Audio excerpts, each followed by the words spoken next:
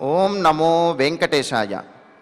విశ్వేశమాదిత్య సమప్రకాశం పృషత్కచాపే హృదయోర్దధానం సదా హి సాకేతపురప్రదీపం ఆనందవర్ధం ప్రణమామి రామం. ఆదిత్యునితో సమానమైనటువంటి ముఖవర్చస్సు గలవాడు, కోదండముచే అలంకృతుడైనటువంటి వాడు, సాకేతపుర నివాసి, ఆనందమయ స్వరూపి అయినటువంటి శ్రీరామచంద్రునికి నమస్కరిస్తూ తదభిన్న స్వరూపుడైనటువంటి ఆ శ్రీనివాసుని యొక్క దయా విశేషం చేత సమస్త మానవాళికి ధర్మ తత్పరతను సకల కార్యసిద్ధిని చేకూర్చాలన్నటువంటి సంకల్పంతో తిరుమల తిరుపతి దేవస్థానం వారు నిర్వహిస్తున్నటువంటి శ్రీమద్ రామాయణం అయోధ్యాకాండ ప్రవచన పారాయణ కార్యక్రమంలో నేటికి మనం 360వ రోజులోకి ప్రవేశించాం. ఈ కార్యక్రమంలో ముందుగా అన్నమాచార్యుల వారి సంకీర్తన అయినటువంటి ఆదిమ పురుషుడు అహోబలమునను అనేటటువంటి సంకీర్తనను శ్రీమాన్ జి మధుసూదన్ గారు, అన్నమాచార్య ప్రాజెక్టు కళాకారులు వారి బృందం యొక్క సహకారంతో ఆలపిస్తారు. శ్రవణం చేద్దాం. ఓం నమో వెంకటేశాయ.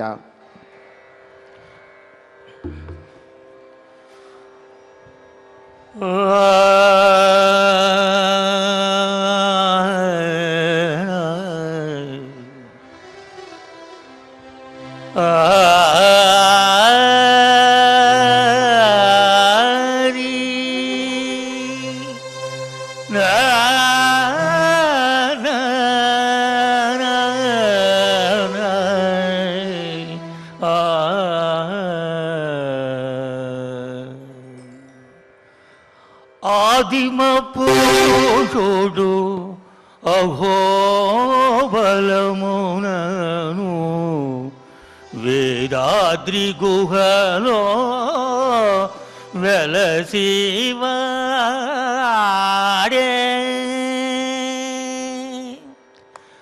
ఆదిమ పురుషుడు అహోబలమునను వేదాద్రి గుహలో వెలసివాడే. ఆదిమ పురుషుడు అహోబలమునను వేదాద్రి గుహలో వెలసివాడే. ఆదిమ పురుషుడు అహోబలమునను వేదాద్రి గుహలో వెలసివాడే.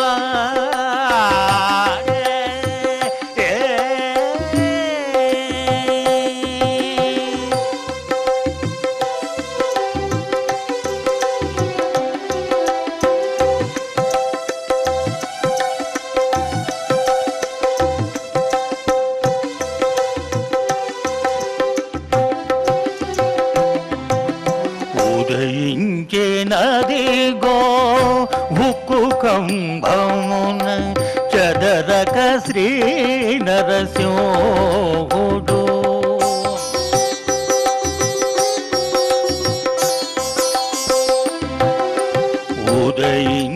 ఉదయించెనదిగో హుక్కు కంభమున చదరక శ్రీ నరసింహుడు. కదిసి హిరణ్యుని ఖండిల్చి ప్రక్రాదునెదుట గద్దెపై 20 నిలిచే. కదిసి హిరణ్యుని ఖండిల్చి ప్రక్రాదునెదుట గద్దెపై 20 నిలిచే.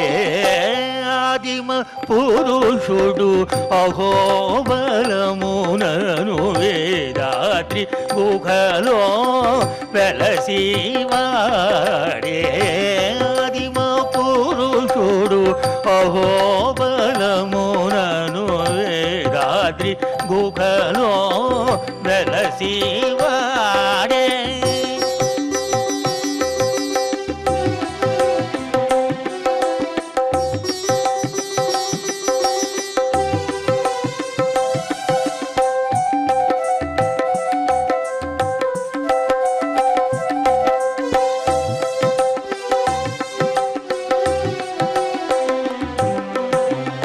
చూపెనదిగో భువి దేవతలకు చిడుముడి శ్రీ నరసింహుడు.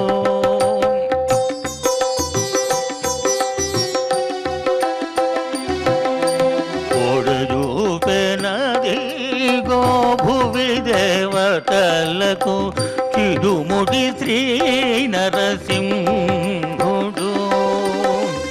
అడరినాదరికి అభయం పొసగుతూ, అడయనాదరికి అభయం పొసగుతూ, నిడుకొనే తోడపై ఇందిరను. అడరనాదరికి అభయం పొసగుతూ, నిడుకొనే తోడపై ఇందిరను. పురుషుడు అహోబలమునను వేదాద్రి గుహలో వెలసివాడే.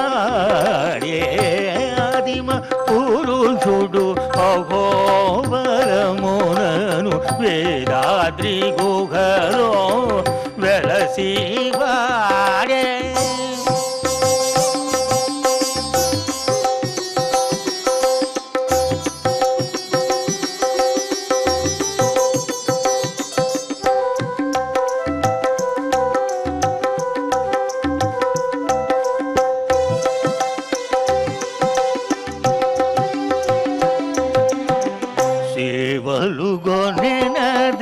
చలగి సురలచే శ్రీ వెంకట నరసింహుడు.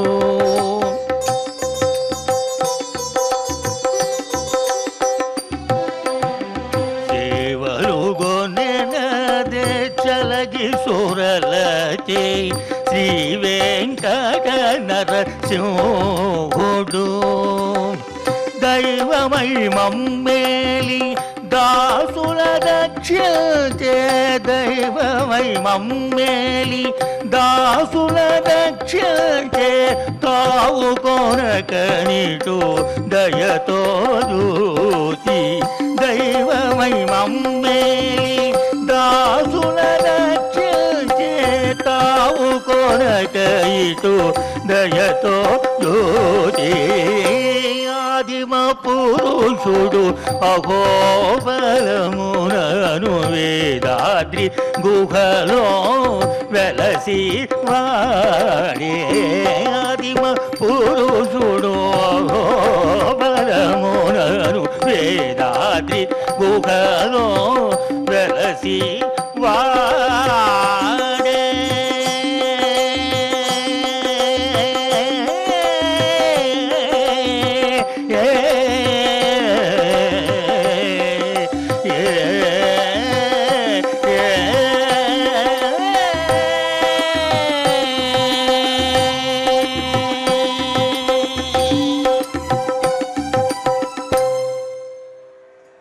సంకీర్తనను ఎంతో చక్కగా శ్రవణం చేశాం. ఇక ఇప్పుడు శ్రీ గురు ధ్యానపూర్వకంగా సంకల్పవాక్యాలను అందరము కలిసి పలుకుతూ ఈ కార్యక్రమాన్ని ప్రారంభం చేసుకుందాం. శ్రీ గురు ధ్యానం. గురుర్బ్రహ్మా గురుర్విష్ణుః గురుర్దేవో మహేశ్వరః. గురుః సాక్షాత్ పరం బ్రహ్మ. తస్మై శ్రీ గురవే నమః. శ్రీనివాస ధ్యానం. శ్రీ వెంకటాద్రి నిలయః. కమలాకాముకః పుమాన్. అభంగుర విభూతిర్నః. తరంగయతు మంగళం. అథ సంకల్పః. శ్రీమదాదివరాహ క్షేత్రే విరాజమానస్య శ్రీ పద్మావతీ జానేః అఖిలాండకోటి బ్రహ్మాండ నాయకస్య శ్రీరామచంద్ర రూపాంతరస్య భగవతః శ్రీ వెంకటేశ్వర స్వామినః సన్నిధౌ హనుమత్సీతా లక్ష్మణ భరత శత్రుఘ్న పరివార సమేత శ్రీరామచంద్ర పరబ్రహ్మణ పరిపూర్ణానుగ్రహేణ అస్మిన్ భువనే సమస్తాదివ్యాధీనాం నివారణార్థం భారతవర్షే విద్యా విత్త వాణిజ్య కృషి వైద్య వైజ్ఞానిక దేశ రక్షణాదిరంగేషు విద్యమానానాం ఆస్తిక మహాజనానాం సర్వేషాం సకుటుంబానాం ఆయురారోగ్యైశ్వర్య సద్బుద్ధిత్యాది సర్వశుభఫలప్రాప్త్యర్థం ధర్మాచరణద్వారా శ్రీరామరాజ్యస్య పునర్వ్యవస్థాపనార్థం ఉద్యోగార్థినాం సముచితోద్యోగప్రాప్త్యర్థం దంపతీనాం అనుకూలదాంపత్యసిద్ధ్యర్థం సంతానస్య పితృవాక్యపరిపాలనానుకూల బుద్ధిప్రచోదనార్థం సకలకార్యసిద్ధ్యర్థం గోసంరక్షణార్థం చ శ్రీమద్వాల్మీకి రామాయణే అయోధ్యాకాండే యథాశక్తి శ్లోకవ్యాఖ్యాన పురస్సరం చతుశ్చత్వారింశ సర్గశ్లోకపారాయణం తథా శ్రీధన్వంతరి మంత్రపారాయణం చ అన్యోన్యసాహాయ్యేన ఆచార్యముఖేన కరిష్యామహే.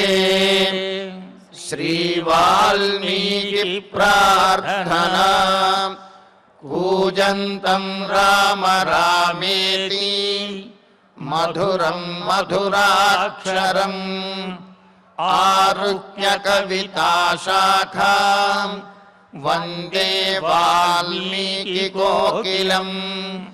శ్రీ ఆంజనేయ ప్రార్థనా మనోజవం మారుతతుల్యవేగం జితేంద్రియం బుద్ధిమతాం వరిష్టం వాతాత్మజం వానరయూధముఖ్యం శ్రీరామదూతం శిరసా నమామి. శ్రీరామాయణ ప్రార్థనా వాల్మీకిగిరి సంభూత రామసాగరగామిని పునాతి భువనం పుణ్యా రామాయణ మహానదీ. శ్రీరామ ప్రార్థనా అయోధ్యాఖ్యేతు గుర్వర్ధే త్యక్త్వా రాజ్యం గిరౌ వసన్ పాదుకే భరతాయాదాత్ స రామః శరణం మమ.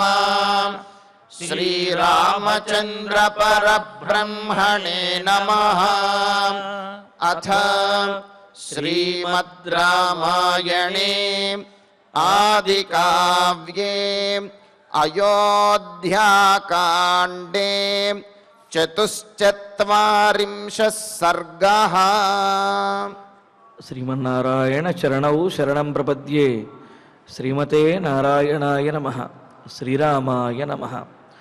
పృథివ్యా సహ వైదేహ్య శ్రియా చ పురుషర్షభః క్షిప్రం తిసుర్భిరేతాభిః సహ రామోభిషేక్ష్యతి. సుమిత్రాదేవి కౌసల్యాదేవికి రామునికి జరగబోయేటటువంటి శుభాన్ని, అంటే ఇప్పుడు కొంతకాలము వనవాసం చేసినప్పటికీ కూడా రాముని యొక్క లక్షణములు, రాముని యొక్క గుణములు, రామునికి ఉన్నటువంటి సామర్థ్యము, వీటన్నింటినీ బట్టి చూస్తే తప్పనిసరిగా భవిష్యత్తులో రామచంద్రమూర్తి విజయలక్ష్మిని చేబోనినటువంటి వాడై, ఈ భూమి చేత కోరబడుతున్నటువంటి వాడై, పరాక్రమవంతుడైనటువంటి సర్వసమర్థుడైనటువంటి రాముడే ఈ అయోధ్య నగరానికి రాజు కాబోతాడు. ఏదో ఇప్పుడు వెళ్ళిపోయాడు కావున ఇక భవిష్యత్తులో అవ్వడు అని అనుకోవటానికి లేదు అని అంటూ, దుఃఖజం విసృజంత్యాశ్రం నిష్క్రామంతముదీక్ష్యయం అయోధ్యాయాం జనా సర్వే శోకవేగ సమాహతాః. ఏ రాముడిని చూచి వనవాసానికి వెళుతున్నటువంటి రాముడిని వీక్షించి ఈ ప్రజలందరూ విలపించారో, అదే రాముడికి భవిష్యత్తులో పట్టాభిషేకం జరుగుతుంటే వారు మిక్కిలి ఆనందాన్ని, అనిర్వచనీయమైనటువంటి ఆనందాన్ని, చెప్పలేనంత ఆనందాన్ని పొందుతారు అని అంటున్నది. యం ఉదీక్ష్య, ఏ రాముడిని చూచి అయోధ్యాయాం సర్వే జనాః, అయోధ్యలో ఉన్నటువంటి సమస్తమైనటువంటి జనులు, సమస్తమైనటువంటి ప్రాణులు కూడా, ఉపలక్షణం అంటారు. అంటే ఏమిటి? మొత్తం చెప్పవలసి ఉండగా అందులో ఉన్న ఒక భాగాన్ని చెబుతారు, మనం మొత్తాన్ని కూడా అర్థంలోకి తీసుకోవాలి. ఇక్కడ జనాహ అంటే కేవలం జనులే కాదు, పశుపక్ష్యాది సకల జీవులు కూడా, అయోధ్య నగరంలో ఉన్నటువంటి సకల జీవులు కూడా శోకవేగ సమాహతాః. రాముడు వనవాసానికి వెళుతుంటే చూచి శోకముతోటి, ఆ ఉద్వేగంతో ఆపుకోలేనంత దుఃఖంతో ఉన్నటువంటి వారే బాధపడ్డారు కదా. దుఃఖజం అస్త్రం విసృజంతి, ఆ దుఃఖం వల్ల కలిగినటువంటి కన్నీటిని ధారాపాతంగా విడిచిపెడుతున్నారు కదా. ఇంతకు ముందు అనుకున్నాం, వారి నుండి వచ్చేటటువంటి కన్నీటి చేతనే వారి యొక్క ఆ వస్త్రములన్నీ కూడా తడిసిపోయాయి. దశరథుని గురించి అయితే చెప్పవలసినటువంటి అవసరమే లేదు. ఏదో అమంగళకరమైనటువంటి స్నానం చేసి తిరిగి వచ్చేవారిలాగా దశరథుడు మరి ఆ రామచంద్రమూర్తి వనవాసానికి వెళితే రాజవీధి నుండి తిరిగి వస్తున్నాడు తడి బట్టలతోటి అని కూడా మనం అనుకున్నాం. అంటే ఏమిటి? వారి కళ్ళ నుండి వచ్చినటువంటి నీరు వారిని తడిపేసింది. అంత గొప్పగా వారు, అంటే చెప్పలేనంతగా దుఃఖాన్ని వారు పొందారన్నమాట. మరి అటువంటి వారు సహ రామ క్షిప్రం అభిషేక్ష్యతి, ఆ విధంగా ఏ రాముడిని చూచి అయితే వీళ్ళు ఇంతటి కష్టాన్ని, ఏ రాముడికి కలిగినటువంటి కష్టాన్ని చూచి ఇంతగా వారు బాధపడ్డారో, ఆ రాముడికే భవిష్యత్తులో పట్టాభిషేకం జరుగుతూ ఉంటే దుఃఖము తర్వాత వచ్చేటటువంటి ఆనందము మరింత ఎక్కువగా ఉంటుంది. ఎందుకు అంటే ఎప్పుడూ సుఖపడుతూనే ఉండేటటువంటి వాడికి సుఖం విలువ అనేది తెలియదు. కానీ కష్టపడిన తర్వాత సుఖపడేటటువంటి వాడు ఆ సుఖాన్ని పూర్తిగా ఆస్వాదించగలుగుతాడు, ఆ సుఖాన్ని అనుభవించగలుగుతాడు.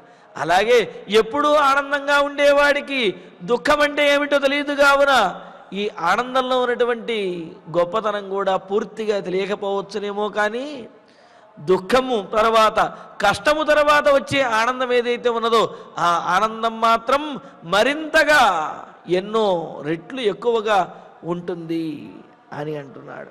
కావున అక్కయ్య కౌసల్య, ఇప్పుడు దుఃఖపడుతున్నాము అని నీవు బాధపడద్దు. భవిష్యత్తులో జరగబోయేటటువంటి ఇంతకు మించినటువంటి, అంటే ఏమిటి, ఎన్నో రెట్లు ఆనందాన్ని మనం పొందబోతున్నాము. ఏ రాముడిని చూచి అయోధ్య ప్రజలు బాధపడుతున్నారో, కన్నీరు మున్నీరుగా విలపించారో, ఆ రాముడికి పట్టాభిషేకం జరుగుతుంటే భవిష్యత్తులో చూచి అంతకు మించినటువంటి ఆనంద బాష్పములను ఈ ప్రజలందరూ కూడా విడుస్తారు, అంతటి ఆనందాన్ని పొందుతారు అని చెబుతూ, అయినా భవిష్యత్తులో ఆనందం కలుగుతుంది కానీ ఇప్పుడు బాధపడుతున్నాడు కదమ్మా అని అంటే దానికి కూడా సమాధానంగా, కుశచీరధరం దేవం గచ్చంతమపరాజితం సీతేవానుగతా లక్ష్మీ తస్య కిం నామ దుర్లభం. భవిష్యత్తులో రాజ్యలక్ష్మి వస్తుంది, ఇప్పుడు మాత్రము దీనమైనటువంటి స్థితిలో వెళ్ళిపోయాడు అని నీవు అనుకోవలసిన అవసరం లేదు. ఇప్పుడు కూడా అయోధ్య రాజ్యలక్ష్మి సీతాదేవి రూపంలో రాముడిని అనుసరించి వెళ్ళింది.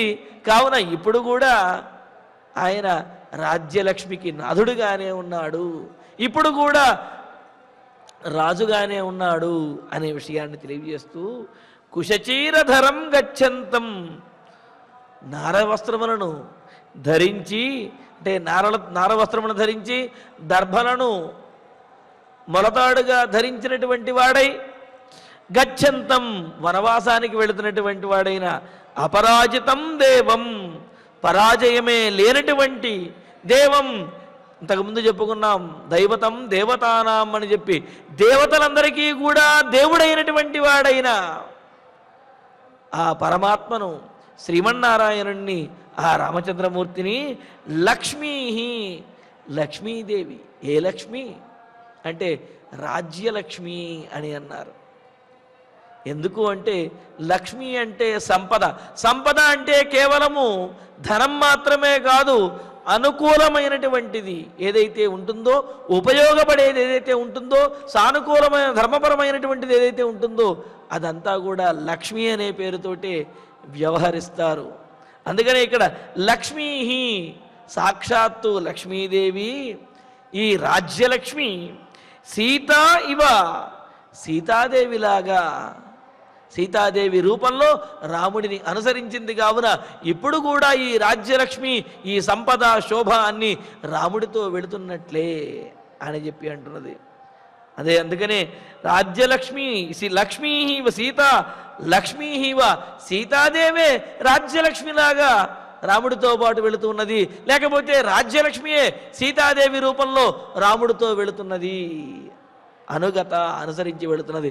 కావున ఇప్పుడు కూడా రాముడు రాజే రాజ్యలక్ష్మిని చేబూని వెళుతున్నటువంటి వాడే. మరి అటువంటి వాడికి కింనామ దుర్లభం, అటువంటి గొప్పవాడికి అంటే ఏమిటి? సహజంగా చెబుతారు.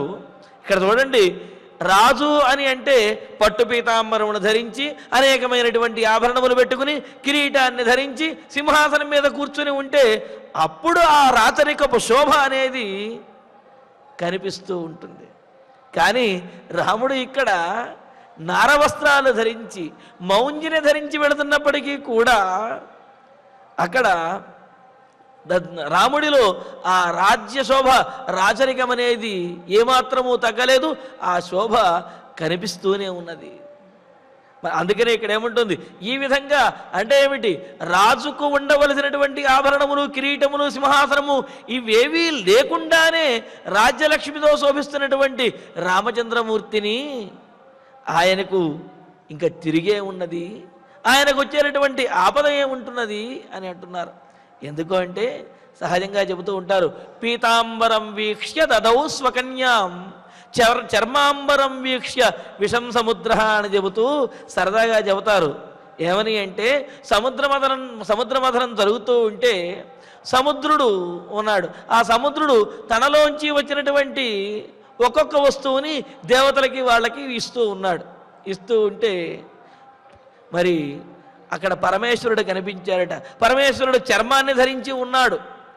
చర్మాన్ని ధరించి ఎటువంటి ఆభరణములు లేకుండా మెడలో ఆ సర్పాన్ని ధరించి ఉన్నట్ట. సర్పాన్ని ధరించి ఉండేటప్పటికీ ఆ సముద్రుడు ఏం చేశాట, తనలోంచి వచ్చినటువంటి విషాన్ని పరమేశ్వరుడికి ఇచ్చేసేట.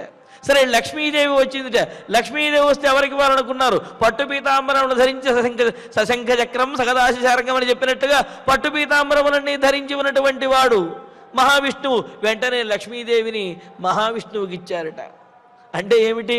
వారు ధరించినటువంటి వస్త్రేణ వపుషా వాచ విజయ వినయేనచ అని చెప్పినట్టుగా ఆ వస్త్రములను ధరించినటువంటి వాడిని చూచి పీతాంబరమును ధరించిన వాడు కావున మహావిష్ణువుకేమో లక్ష్మీదేవిని, చర్మాంబరమును ధరించిన వాడు కావున పరమేశ్వరుడికి విషాన్ని కూడా ఇచ్చాడు సముద్రుడు అని సరదాగా చెబుతూ ఉంటారు చాటువుల్లో.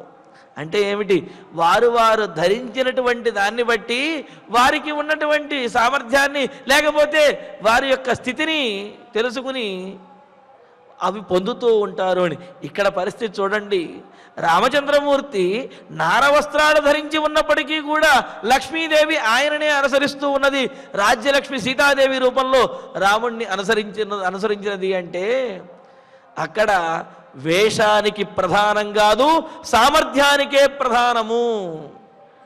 మరి అక్కడ సముద్ర మథనంలో కూడా పరమేశ్వరుడు ఆ చర్మాంబరమును ధరించాడు కావున ఆయనకి విషాన్ని ఇచ్చాడు అనేది సరదాగా చెప్పుకున్నప్పటికీ కూడా ఆ విషాన్ని, కాలకూట విషాన్ని భరించగలిగినటువంటి శక్తి పరమేశ్వరుడికి మాత్రమే ఉంది కావున ఆ పరమేశ్వరుడికి ఆ విషాన్ని ఇచ్చాడు అనేది అసలు అంతరార్థంగా చెబుతారన్నమాట. మరి ఇక్కడ చూడండి, కుశచీరధరం, నారవస్త్రాలు ధరించి ధరుడిగా ఉన్నప్పటికీ కూడా మరి రాజ్యలక్ష్మి సీతాదేవి రూపంలో రాముడిని విడిచిపెట్టడం లేదు అని అంటే రాముడికి వచ్చేటటువంటి లోటు అనేది ఉండదు. అసలు రాముడికి దొరకనిది, రాముడు పొందనిది అనేది ఏది ఉండదమ్మా. రాముడు ఏ వేషంలో ఉన్నా, ఏ విధంగా ఉన్నా సరే సమస్తము కూడా రాముడిని అనుసరిస్తాయి. రాముడికి పొందటం అనేది అసాధ్యమేమీ కాదు అని చెప్పి అంటున్నాడు. అంటూ తర్వాత శ్లోకంలో అంటున్నారు, ధనుర్గ్రహ వరోయస్య బాణ ఖడ్గాస్త్రభృత్ స్వయం లక్ష్మణో ప్రజతిహ్యగ్రే తస్య కిం నామ దుర్లభం.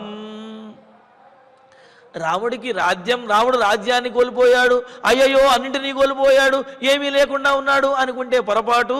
అసలు ఏది రాముడికి దొరకదు చెప్పు, అన్నీ కూడా రాముడికి లభించేవే, దుర్లభమైనటువంటిది ఏమీ లేదు. ఎందుకు అంటే సాక్షాత్తు రాజ్యలక్ష్మీదేవి సీతాదేవి రూపంలో రాముణ్ణి అనుసరించింది. అంతేకాదు ధనుర్గ్రహవర, ధనుస్సును ధరించినటువంటి వాడైన ధనుర్విద్యా పారంగతుడైనటువంటి లక్ష్మణస్వామి స్వయం బాణ ఖడ్గ అస్త్రభృతు, తానే స్వయంగా ధనుర్బాణములను మరి ఒక చేతిలో డాలుకత్తిని ధరించి యస్య అగ్రే వ్రజతి, రాముని ముందు నడుచుకుంటూ వెళుతున్నాడు. సాక్షాత్తు లక్ష్మణస్వామి ధనుర్బాణములను ఖడ్గమును ధరించి రాముడికి రక్షకుడిగా ముందు నడుచుకుంటూ వెళుతూ ఉంటే ఇక రాముడికి వచ్చినటువంటి అపాయం ఏమున్నది, రాముడిని ఎదుర్కోగలిగినటువంటి వాడు ఎవరుంటారు? మరి అటువంటప్పుడు రాముడి గురించి దిగులు పడవలసినటువంటి అవసరం లేదు. తస్య కిన్నామ దుర్లభం, అతనికి దుర్లభమైనటువంటిది ఏముంటుందమ్మా? పైగా న్యాయంగా ప్రవర్తించేటటువంటి వాడికి యాంతి న్యాయ ప్రవృత్తస్య తిర్యంచోపి సహాయతాం అబంధానంతు గచ్చంతం సోదరోపి విముంచతి అని అంటుంది శాస్త్రం. మురారి చెబుతారు, అంటే న్యాయ మార్గంలో వెళ్ళేటటువంటి వాడికి పశుపక్ష్యాదులు కూడా సహాయం చేస్తాయి, దుర్మార్గంలో వెళ్ళేటటువంటి వాడికి సొంత సోదరుడు కూడా తోడబుట్టినటువంటి వాడు కూడా విడిచిపెట్టేస్తాడు అని అంటున్నారు. దానికి ప్రత్యక్షమైనటువంటి ఉదాహరణలు రాముడు, రావణాసురుడు కూడా. రాముడు న్యాయపరమైనటువంటి మార్గంలో ఉన్నాడు కావున ఆయనను సీతాదేవి అనుసరించింది, సోదరుడు అనుసరించాడు. అంతేకాదు ఆ అరణ్యవాసంలో పశుపక్ష్యాదులు కూడా జటాయువు, సంపాతి మొదలైనటువంటి పక్షులు, అదేవిధంగా వానర సైన్యము, వీళ్ళందరూ కూడా పశుపక్ష్యాదులు అన్నీ కూడా రాముడికి సహాయం చేశాయి. కానీ అబంధానంతు గచ్చంతం, దుర్మార్గంలో వెళుతున్నటువంటి రావణాసురుణ్ణి సొంత తమ్ముడైనటువంటి విభీషణుడే విడిచిపెట్టేశాడు. కావున న్యాయమార్గంలో వెళుతున్నటువంటి రామచంద్రమూర్తిని సీతాదేవి, లక్ష్మణుడు అనుసరిస్తున్నారు. అందులో లక్ష్మణస్వామి అనుసరించడమే కాదు, ఆయన రాముడికి ముందు నుంచుని ముందు వెళుతూ ధనుర్బాణములను ధరించి రక్షకుడిగా ఉన్నాడు ఆయన. మరి సుమిత్రాదేవి చెప్పినది కూడా అదే కదా. సీతారాముల విషయంలో ఏమాత్రము కూడా ఏమరపాటు లేకుండా జాగరూకుడవై పగలు రాత్రి కూడా వాళ్ళని రక్షించవయ్యా అని చెప్పింది కదా. మరి అందుకోసమే లక్ష్మణస్వామి బయలుదేరి ధనుర్బాణములను ధరించి రాముడు ముందు నడుచుకుంటూ వెళుతున్నాడు. మరి అంతటి లక్ష్మణుడే తోడుగా కలిగినటువంటి రాముడికి ఇంకా దొరకనిది ఏముంటుంది, దుర్లభమైనది ఏముంటుంది? రాముడు అన్నింటినీ కూడా పొందినట్లే అని అంటున్నాడు. అంటూ నివృత్తమనవాసంతం ద్రష్టాసి పునరాగతం జహిశోకంచ మోహంచ దేవి సత్యం బ్రవీమితే. దేవి కౌసల్యాదేవి నివృత్త వనవాసాన్ని పరిపూర్తి చేసుకుని వనవాసాన్ని పూర్తి చేసుకుని ప్రతిజ్ఞను తండ్రి ప్రతిజ్ఞను నెరవేర్చినటువంటి వాడై పునఃఆగతం మరలా ఈ అయోధ్య నగరానికి వచ్చినటువంటి వాడిగా తం ద్రష్టాసి ఆ రామచంద్రమూర్తిని తప్పనిసరిగా నీవు చూస్తావు. శోకం మోహంచ జహి. చూడండి, శోకము అంటే తీరనటువంటి దుఃఖాన్ని శోకము అని అంటారు. అటువంటి శోకాన్ని నువ్వు విడిచిపెట్టు. రాముడు నన్ను విడిచిపెట్టి వెళ్ళిపోతున్నాడు, ఇక నేను భవిష్యత్తులో రాముడిని చూడలేను అని చెప్పి ఇలా శోకపడటాన్ని నువ్వు విడిచిపెట్టు. శోకం అవసరం లేదు. మోహం, అమ్మో రాముడు వెళ్ళిపోతున్నాడే, ఇంక నేను ఉండగలనా లేనా, రాముడు వెళ్ళిపోతే నా ప్రాణములు కూడా పోతాయి, రాముడిని విడిచి నేను ఉండలేను అనే ఈ మోహం ఏదైతే ఉందో ఈ మోహాన్ని కూడా విడిచిపెట్టేసి తే సత్యం బ్రవీమి. శోకం మోహంచ జహి. శోకాన్ని మోహాన్ని కూడా విడిచిపెట్టేసి తే సత్యం బ్రవీమి, నీకు నేను నిజం చెబుతున్నాను. వనవాసాన్ని పూర్తి చేసుకుని మరలా అయోధ్య నగరానికి వచ్చేటటువంటి రామచంద్రమూర్తిని నీవు చూడగలవు, చూడబోతున్నావు. కావున ఈ శోకాన్ని మోహాన్ని కూడా విడిచిపెట్టవమ్మా అని సుమిత్రాదేవి కౌసల్యాదేవికి చెబుతున్నది. ఇదే విధంగా ఆంజనేయ స్వామి సీతాదేవి వద్ద చెబుతాడు. నివృత్తవనవాసంచ త్వయా సార్ధమరిందమం అభిషిక్తమయోధ్యాయాం క్షిప్రం ద్రక్ష్యసి రాఘవం. సుందరకాండలో శ్లోకం. అమ్మా, వనవాసం పూర్తి చేసుకుని నీతో పాటు అంటే సీతాదేవితో అంటాడు, నీతో పాటు అయోధ్యానగరంలో పట్టాభిషిక్తుడు అవుతున్నటువంటి రామచంద్రమూర్తిని నీవు ఆ సింహాసనం మీద కూర్చుని చూడగలుగుతావు. నీ పక్కనే ఉన్నటువంటి రామచంద్రమూర్తిని, నీతో పాటు పట్టాభిషిక్తుడు అవుతున్నటువంటి రామచంద్రమూర్తిని నీవు చూస్తావు. కావున ఈ శోకాన్ని విడిచిపెట్టమ్మా. ఈ లంకానగరంలో నీకు కలగబోయే దుఃఖం అనేది చాలా తక్కువ, ఇక భవిష్యత్తులో నీకు శుభమే కలుగుతుంది అని చెప్పి ఆంజనేయ స్వామి సీతాదేవితో చెప్తాడనమాట. అదేవిధంగా ఇక్కడ కూడా చూడండి, నివృత్త వనవాసంతం ద్రష్టాసి పునరాగతం. సుమిత్రాదేవి చెబుతున్నది, వనవాసాన్ని పూర్తి చేసుకుని తండ్రి మాటను నిలబెట్టినటువంటి వాడే, ప్రతిజ్ఞ నెరవేర్చినటువంటి రామచంద్రమూర్తి అయోధ్యానగరానికి రాగా నీవు మరలా ఆ రామచంద్రమూర్తిని చూచి ఆనందించగలుగుతావు. నేను నిజం చెబుతున్నాను. కావున ఈ శోకాన్ని మోహాన్ని విడిచిపెట్టవమ్మా అని అంటూ శిరసాచరణావేతౌ వందమానమనిందితే పునర్ద్రక్ష్యతి కళ్యాణి పుత్రం చంద్రమివోదితం అంటూ కళ్యాణి మంగళకరమైనటువంటి లక్షణములు కలిగినటువంటి దానా, అనిందితే ఏమాత్రము కూడా లోకనింద పొందనటువంటి దానా, అంటే కైకేయిలాగా నీవు చెడ్డ పేరు తెచ్చుకోనటువంటి దానివి, కైకేయిలాగా నీవు నిందితురాలివి కాదు అని చెప్పటం అంటే ఏమిటి? ఇతరులతో పోల్చి చెప్పినప్పుడు వీరిలో కొంత ఆత్మవిశ్వాసం అనేది పెరుగుతుందన్నమాట. కనీసం ఆ మాట నిజం చేయడానికి అన్నట్లుగా కొంత ధైర్యాన్ని తెచ్చుకుంటారు కదా. అందుకని ఏముంటుంది, అనిందితే ఏమాత్రము కూడా దోషమనేదే నింద అనేదే లేనటువంటి దానా, అంతేకాదు కళ్యాణి శుభప్రదమైనటువంటి లక్షణములు కలిగినటువంటి కౌసల్యాదేవి అక్కయ్య. ఏతౌ చరణౌ శిరసావంతమానం, ఇదిగో నీ చరణములను తన శిరస్సు వంచి నమస్కరిస్తున్నటువంటి వాడైనా, తన శిరస్సును వంచి నీ చరణములకు నమస్కరిస్తున్నటువంటి వాడైనా, పుత్రం నీ కుమారుడైనటువంటి, నీ గారాల పట్టి అయినటువంటి వాడైన రామచంద్రుణ్ణి ఉదితం చంద్రమివ, అమావాస్య తరువాత కనిపించినటువంటి చంద్రునిలాగా, అంటే విధియనాడు నెలపొడుపు అంటూ ఉంటారు. అంటే ఏమిటి? అమావాస్య గడిచిపోయిన తర్వాత మరలా చంద్రుడు కనిపించేటటువంటి ఆ సన్నివేశాన్ని నెలపొడుపు అంటారు. అక్కడ నుంచి ఆ చంద్రునికి వృద్ధి అనేది కలుగుతుంది పౌర్ణమి వచ్చే వరకు కూడా. అలా ఆ విధంగా ఈ వనవాసము అనే అమావాస్యను పూర్తి చేసుకుని మరలా ఉదయించేటటువంటి చంద్రుడిలాగా ఉన్న రామచంద్రమూర్తిని నీవు చూడగలవు. పైగా ఆ రామచంద్రుడు కూడా ఎలాగా వంగి నీ పాదములకు నమస్కరిస్తాడు అని అన్నారు. ఇక్కడ రాముణ్ణి పరిపూర్ణ చంద్రుడితో కాకుండా నెలపడుపు రోజు వచ్చేటటువంటి చంద్రుడితో పోల్చడంలో ఉద్దేశం ఏమిటి అంటే, ఆ ప్రతిపత్తి రోజు కానీ ద్వితీయ రోజు కానీ చంద్రుడు ఈ విధంగా ఒక గీతలాగా వంగినట్లుగా ఉంటాడు. కావున రాముడు కూడా నీ దగ్గరకు వచ్చి నీకు వంగి నీ పాదములు పట్టుకు నమస్కరిస్తున్నటువంటి వాడిగా రాముడు ఉంటాడు.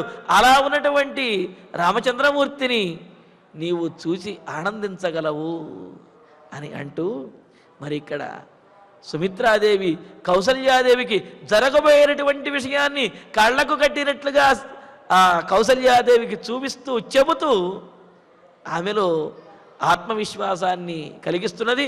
ఆమెలో ఉన్నటువంటి దుఃఖాన్ని, అదేవిధంగా ఆ బాధను, కష్టాన్ని కూడా, శోకాన్ని పోగొడుతూ ఉన్నదన్నమాట. కావున అమావాస్య తర్వాత ఉదయించేటటువంటి చంద్రుడిలాగా అరణ్యవాసం తర్వాత ఈ అయోధ్య నగరానికి వచ్చి వంగి నీ పాదములకు నమస్కరించేటటువంటి రామచంద్రుడిని మనం చూస్తాము. కావున నీవు దిగులు పడవద్దు అక్కయ్యా అని అంటూ పునఃప్రవిష్టం దృష్ట్వాతం అభిషిక్తం మహాశ్రియం సముత్ప్రక్ష్యతి నేత్రాభ్యాం క్షిప్రమానందజం పయః. ఇప్పుడు నీ కళ్ళ నుండి కూడా శోకంతో కూడినటువంటి కన్నీరు నీ కళ్ళ నుండి స్రవిస్తున్నది, ధారాపాతంగా పడుతున్నది. ఇదే కళ్ళలో ఆనంద బాష్పములు భవిష్యత్తులో రానున్నాయి. కావున ఇప్పుడు ఏ వేడి కన్నీరుని విడుస్తూ ఉన్నావో భవిష్యత్తులో అదే కళ్ళ నుండి నువ్వు చల్లనైనటువంటి ఆనంద బాష్పములను విడుస్తూ ఒళ్ళంతా కూడా పులకించినటువంటి దానివై, అంతకు మించినటువంటి ఆనందము వేరే లేదు, ఇదే బ్రహ్మానందము, పరమానందము అని నీవు భావించేటటువంటి రోజులు భవిష్యత్తులో ఉన్నాయి అని అంటూ పునః ప్రవిష్టం, అరణ్యవాసం పూర్తి చేసుకుని మరలా అయోధ్యానగరంలో ప్రవేశించినటువంటి వాడు, అభిషిక్తం, రాజ్యంలో రాజుగా పట్టాభిషిక్తుడైనటువంటి వాడు అయిన మహాశ్రియం, గొప్ప సంపద కలిగినటువంటి వాడు, గొప్ప రాజ్యలక్ష్మిని పొందినటువంటి వాడు, గొప్ప పరాక్రమవంతుడు, గొప్ప గుణములు కలిగిన వాడు. ఇక్కడ శ్రీ శబ్దానికి అనేకమైన అర్థములు, కాంతి, సరస్వతి, లక్ష్మి, సంపద, వేషరచన, సాధనము అని ఈ విధంగా అనేక, పరాక్రమము అనేక అర్థములు ఉన్నాయి. కావున మహాశ్రియము అంటే రాజుకి ఏ లక్షణములైతే, సానుకూలమైనటువంటి ఏ లక్షణములైతే ఉన్నాయో అటువంటి సమస్తమైనటువంటి సద్గుణములతోటి, సమస్తమైనటువంటి చక్కటి లక్షణములతో కూడినటువంటి వాడైన తం, ఆ శ్రీరామచంద్రమూర్తిని దృష్ట్వా, చూచి, క్షిప్రం నేత్రాభ్యాం ఆనందజం పయః సముత్ప్రక్ష్యతి, వెంటనే, ఇప్పుడన్నా సరే ఆ కలగబోయేటటువంటి రాముడి కలగబోయే ఆ అరణ్యవాసంలో కలగబోయే దుఃఖాన్ని తలుచుకుని ఆలోచించుకుని దుఃఖపడుతూ ఉన్నావు అంటే ఏమిటి? ఇప్పుడు నీ దుఃఖానికి మనసులో ఉన్నటువంటి ఆలోచన కారణం. కానీ ఆనాడు ఎప్పుడైతే రాముడు వనవాసం పూర్తి చేసుకుని పట్టాభిషిక్తుడవుతాడో అప్పుడు నీ మనస్సులో ఎటువంటి ఆలోచన ఉండదు, కేవలము ఆనందమే. అప్రయత్నంగానే నీ కళ్ళ నుండి ఆ ఆనంద బాష్పములు ధారాపాతంగా వస్తాయి. అటువంటి ఆనందజం పయః సముత్ప్రక్ష్యతి, ఆనందంతో కూడినటువంటి ఆ బాష్పములను నీవు విడవగలవు. ఆ ఆనంద బాష్పములతో కూడినటువంటి కన్నులతో రాముణ్ణి నీవు చూస్తావు. కావున అంతటి ఆనందకరమైనటువంటి సన్నివేశాన్ని భవిష్యత్తులో ముందు ఉంచుకుని జరగబోయేటటువంటి దాన్ని తలుచుకుని ఆనందంగా జీవించవలసినటువంటి నీవు ఈ విధంగా దుఃఖపడటం అనేది సరైనటువంటిది కాదు అక్కయ్య. కావున భవిష్యత్తును తలుచుకుని ఆనందంగా జీవించాలి. భవిష్యత్తులో అంతా శుభమే జరుగుతుంది. అసలు అప్పుడు మనం పొందబోయేటటువంటి ఆనందానికి అవధులు ఉండవు అని అంటూ ఇంకో మాట కూడా అంటున్నది. ఏమని అంటే, ఎప్పుడైతే రామచంద్రమూర్తి నమస్కరిస్తాడో, పాదములకు నమస్కరిస్తాడో అప్పుడే ఈమె కళ్ళ వెంట కూడా మరి కన్నీళ్ళు వస్తాయి, ఆ ఆనంద బాష్పంలో వస్తాయి కదా. ఇదే సన్నివేశం ఒకానొక సందర్భంలో రాముడికి దశరథుని వద్ద జరిగింది. ఎప్పుడు అంటే దశరథుడు రాముని యొక్క పట్టాభిషేకాన్ని ప్రకటించిన తర్వాత రామచంద్రమూర్తిని పిలుస్తాడు. పిలిచేటప్పటికీ ఆ దశరథుని అంతఃపురం దగ్గరికి వచ్చినటువంటి రాముడు దశరథుడిని చూచి వెంటనే వెళ్ళి ఆయన పాదములు పట్టుకుని నమస్కరిస్తాడు. ఇంతటి ఎదిగినటువంటి నా కుమారుడు నా వద్ద ఇంత వినయంగా ఉన్నాడే అనే ఆనందంతో ఆ కుమారుణ్ణి చూసి పొంగిపోతున్నటువంటి దశరథునికి వెంటనే ఆనంద బాష్పములు ఆ విధంగా వస్తాయి. తండ్రిని చూచినటువంటి కుమారుడికి రామచంద్రమూర్తికి ఆనంద బాష్పములు ఆ భక్తి పార్వశ్యంలో వచ్చి రాముడు అలా వంగి దశరథుని యొక్క పాదములకు నమస్కారం చేస్తూ ఉంటే రాముని కళ్ళ నుండి జాలువారుతున్నటువంటి ఆనంద బాష్పములు దశరథుని యొక్క పాదములను కడుగుతూ ఉన్నాయిట. దశరథుని కళ్ళ నుండి జాలువారుతున్నటువంటి ఆనంద బాష్పములు రాముని యొక్క శిరస్సుని తడిపేస్తున్నాయి అని చెప్పి అన్నారు. సమం బాష్పేణ పతత తస్యో పరిమమాప్యథ పితుర్మే క్లేదితౌ పాదౌ మమాపి క్లేదితం శిరః. రాముడు అంటాడు, మా తండ్రి గారిని చూచేటప్పటికీ ఆ ఆనందంతో ఆ ప్రేమతోటి నా కళ్ళ నుండి అప్రయత్నంగా అలా ఆనంద బాష్పాలు వచ్చాయి. అలా ఆనంద బాష్పాలతో ఉన్నటువంటి నేను వంగి వారి కాళ్ళకు నమస్కరిస్తే నా ఆనంద బాష్పములతో వారి యొక్క కాళ్ళు తడిసిపోయాయి. నన్ను చూచినటువంటి మా తండ్రికి మరింత ఆనందం కలిగి ఆయన యొక్క ఆనంద బాష్పముల చేత నా శిరస్సు వంగి ఉన్నటువంటి నా శిరస్సు తడిసిపోయింది. ఈ విధంగా పరస్పరము దశరథునికి రామునికి మధ్య ఉన్నటువంటి ఆ ప్రేమాభిమానములు ఒకరిని చూస్తే ఒకరికి కలిగేటువంటి ఆ ఉద్వేగాన్ని ఆ సన్నివేశంలో చాలా గొప్పగా వర్ణించారు. మరి అటువంటి సన్నివేశమే మరలా రాముడు వనవాసం పూర్తి చేసి వచ్చిన తర్వాత ఆ కౌసల్యాదేవికి రాముడు నమస్కరించినప్పుడు ఎంతకాలం అయిందమ్మా తల్లి నిన్ను చూచి అని చెప్పి రాముడికి ఆనందంతో ఉద్వేగంతో రాముడి కళ్ళ నుండి ఆ ఆనంద బాష్పములు వచ్చి వాటితోటి కౌసల్యాదేవి యొక్క పాదములు తడిసిపోతూ ఉంటే, బిడ్డ ఎంతకాలం అందయ్యా నిన్ను చూచి, నా గారాల పంటమైనటువంటి నిన్ను ఇంతకాలం విడవలసి వచ్చిందే, అయినప్పటికీ కూడా నువ్వు ఇలా మళ్ళీ తిరిగి రావడం ఎంతటి ఆనందం అని చెప్పి ఆ కౌసల్యాదేవి కలిగే ఆనంద బాష్పాలతోటి రాముని యొక్క శిరస్సు మరలా తడుస్తున్నది అన్నారు. మరి అటువంటి సన్నివేశాన్ని చూడబోతావు అక్కయ్యా నువ్వు. కావున దానిని తలుచుకుని ఆనందపడవలసినది పోయి ఈ తాత్కాలికమైనటువంటి దుఃఖాన్ని తలుచుకుని శోకపడుతున్నావు. ఇది వివేకవంతుల లక్షణం కాదు అని అంటూ మా శోకో దేవి దుఃఖం వా నరామే దృశ్యతే శివం క్షిప్రం లక్ష్యతి పుత్రం త్వం ససీతం సహ లక్ష్మణం. నీవు దిగులు పడవలసినటువంటి అవసరమే లేదు. ఎందుకు అంటే ఏ విధంగా అయితే రామచంద్రమూర్తి ఇప్పుడు వనవాసానికి బయలుదేరి వెళుతూ ఉన్నాడో అదే విధంగా సీతా లక్ష్మణులతోటి మరలా వనవాసం నుండి క్షేమంగా తిరిగి వస్తాడు అని అంటున్నది దేవి. ఓ కౌసల్యాదేవి, రామే అశివం నదృశ్యతే, రామునిలో అమంగళకరమైనటువంటి లక్షణం ఏదీ కనిపించడం లేదు. సహజంగా అంటూ ఉంటాం, ఎవరైనా పరీక్షకు వెళుతూ ఉన్నప్పుడు వాడు గనక చాలా ఉత్సాహంగా కనుక ఉన్నట్లయితే వీడు బాగా చదివినట్టున్నాడు రా, పరీక్షలో వీడు తప్పనిసరిగా బాగా రాస్తాడు, విజయాన్ని పొంది వస్తాడు అని చెప్పి. అలా కాకుండా పరీక్షకి వెళుతున్నటువంటి వాడు దిగులు పడుతూ ఎందుకు వచ్చిందిరా ఈ పరీక్ష అన్నట్టు వెళుతున్నాడు అనుకోండి, ఏమనుకుంటాం, వీడేం చదవలేదు, ఈ పరీక్షలో ఏం వెలగబెట్టి వస్తాడు అని చెప్పి భయపడుతూ ఉంటాం. కానీ ఇక్కడ అరణ్యవాసానికి వెళుతున్నటువంటి రాముడిలో ఏమాత్రము కూడా తేజస్సు తగ్గలేదు. చాలా ఉత్సాహంగా, అంటే ఏమిటి, ఆ రాచరికమైనటువంటి తేజస్సు తగ్గకుండా ఆ పరాక్రమంతో ఆత్మవిశ్వాసంతో వెళుతున్నాడు తప్ప ఏమాత్రము దీనమైనటువంటి లక్షణాలను పొందలేదు. అందుకని ఇక్కడ సుమిత్రాదేవి అంటున్నది, అశివం నదృశ్యతే, రాముడిలో వెతికినా సరే ఏమాత్రము అమంగళకరమైనటువంటి లక్షణము కనిపించడం లేదు. కావున అన్నీ శుభకరంగానే కనిపిస్తున్నాయి రాముడిలో లక్షణములు. కావున రాముడు క్షేమంగా వెళ్ళి లాభంగా తిరిగి వస్తాడు తప్ప రాముడికి కలగబోయే అపాయమేమీ ఉండదు. కావున శోక దుఃఖం వా మాత్వం ససీతం, కాబట్టి నువ్వు శోకాన్ని కానీ ఆ శోకంతో బోరున బయటకు ఏడవటం కానీ లేకపోతే దుఃఖం మానసికంగా నీవు దుఃఖపడటం కానీ ఇవి ఏమీ చెయ్యవలసిన అవసరం లేదు. ఎందుకు అంటే త్వం నీవే ససీతం రాముడితో కూడినటువంటి వాడైన, సీతతో కూడినటువంటి వాడైన, సహలక్ష్మణం లక్ష్మణుడితో కూడినటువంటి వాడైన, పుత్రం నీ కుమారుడైనటువంటి రామచంద్రమూర్తిని ద్రక్ష్యసి నీవు తప్పనిసరిగా చూడగలుగుతావు. మరి అలాంటి సన్నివేశాన్ని భవిష్యత్తులో పెట్టుకుని ఇప్పుడు కలుగుతున్నటువంటి చిన్నపాటి ఈ తాత్కాలికమైనటువంటి దుఃఖాన్ని తలుచుకుని నీవు బాధపడవద్దక్క, భవిష్యత్తులో అంతా మంచే జరుగుతుంది, దానిని తలుచుకుని నీవు ఆనందంగా ఉండు అని మరి సుమిత్రాదేవి కౌసల్యాదేవికి ఈ విధంగా ధైర్యం చెబుతున్నది. ఆమె మాటలతోటి కౌసల్యాదేవి ధైర్యాన్ని పొందిందా అనే విషయాన్ని రేపటి రోజు ప్రవచనంలో తెలుసుకుందాము. ఇక ఇప్పుడు ఆచార్యుల వారి ద్వారా శ్లోకాలను పారాయణ చేసుకుందాము. పృథివ్యా సహ వైదేహ్యా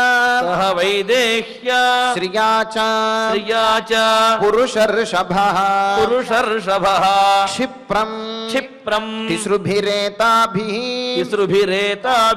సహ రామః అభిషేక్ష్యతే దుఃఖజం విసృజత్యాశ్రం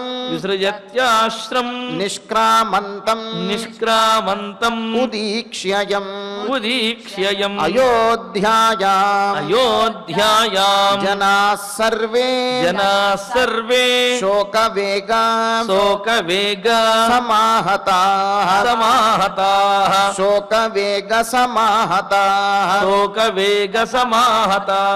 కుశచీరధరం దేవం గచ్చంతం అపరాజితం సీతేవానుగతా లక్ష్మీ తస్య కిం నామ దుర్లభం ధనుర్గ్రహవరః యస్య బాణఖడ్గాస్త్రభృత్ స్వయం లక్ష్మణః వ్రజతి హ్యగ్రే తస్య కిన్నామ దుర్లభం నివృత్త వనవాసంతం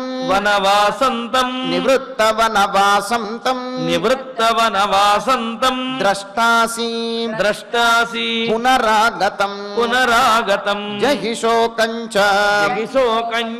మోహంచ దేవి సత్యం బ్రవీమితే శిరసా శరణావేతౌ వందమానం అనిందితే పునర్ద్రక్ష్యసి కళ్యాణి పుత్రం చంద్రమివోదితం పునః ప్రవిష్టం దృష్ట్వాతం అభిషిక్తం మహాశ్రియం సముత్స్రక్ష్యసి నేత్రాభ్యాం క్షిప్రం ఆనందజంపయః మా శోకః దేవి దుఃఖం వా నరామే దృశ్యతే శివం క్షిప్రం ద్రక్ష్యసి పుత్రం త్వం ససీతం సహ లక్ష్మణం ఇత్యార్షే శ్రీమద్ రామాయణే ఆదికావ్యే అయోధ్యాకాండే చతుశ్చత్వారింశే సర్గే అష్టశ్లోకాః. ఫలశ్రుతి నుండి మంగళాంతం వరకు అందరము కలిసి పఠిద్దాం. ఫలశ్రుతి ఆయుష్యమారోగ్యకరం యశస్యం సౌభ్రాతృకం బుద్ధికరం సుఖం చ శ్రోతవ్యమేతన్నియమేన సద్భిః ఆఖ్యానమోజస్కరమృద్ధికామైః శ్రీరామచంద్ర పరబ్రహ్మణే నమః. అథ ధన్వంతరి ధ్యానం అచ్యుతానంద గోవింద విష్ణో నారాయణామృత రోగాన్ మే నాశయాశేషాన్ ఆశు ధన్వంతరే హరే ఆరోగ్యం దీర్ఘమాయుష్యం బలం తేజోధియం శ్రియం స్వభక్తేభ్యోనుగృహంతం వందే ధన్వంతరిం హరిం ధన్వంతరేరిమం శ్లోకం భక్త్యా నిత్యం పఠంతి యే అనారోగ్యం న తేషాం స్యాత్ సుఖం జీవంతి తే చిరం. ఓం నమో భగవతే వాసుదేవాయ ధన్వంతరయే అమృత కలశహస్తాయ వజ్రజలౌకహస్తాయ సర్వామయ వినాశనాయ త్రైలోక్యనాథాయ మహావిష్ణవే స్వాహ. ఓం వాసుదేవాయ విద్మహే సుధాహస్తాయ ధీమహి తన్నో ధన్వంతరి ప్రచోదయాత్. అధనవగ్రహ ప్రార్థనా ఆరోగ్యం పద్మబంధుర్వితరతు నితరాం సంపదం శీతరశ్మి భూలాభం భూమిపుత్ర సకల గుణయుతాం వాగ్విభూతిం చ సౌమ్యః సౌభాగ్యం దేవమంత్రీ రిపుభయశమనం భార్గవః శౌర్యమార్జ్ఞిః దీర్ఘాయుః సైంహికేయః విపులతరయశః కేతుః ఆచంద్రతారం అరిష్టాని ప్రణశ్యంతు దురితాని భయాని చ శాంతిరస్తు శుభం మేస్తు గ్రహాః కుర్వంతు మంగళం. అధ క్షమా ప్రార్థనా యదక్షరపదభ్రష్టం మాత్రాహీనం చ యద్భవేత్ తత్సర్వం క్షమ్యతాం దేవ నారాయణ నమోస్తుతే.